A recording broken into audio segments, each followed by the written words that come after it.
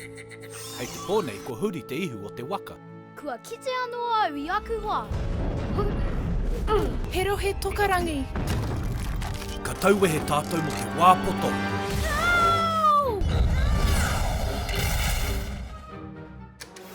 Tēnā koe Wiremu, ko au tōpuna whai ora ina tūpono taua horere koe ki tau aorangi.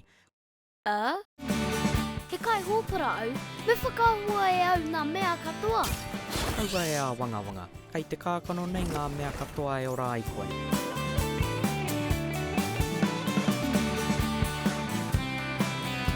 Hei, kia ora.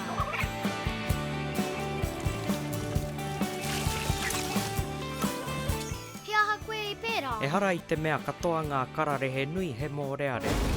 He oi mō tēnei momo, e oma. Heke mai e tama. Kia mataara, ko tatapau te hiko. Ka ngaro au mō tētahi wā. He aha? Kaua e anipa. Mō tēnei wā, mahiko koe e tiaki. Ahia ko rua tiki mai ai au.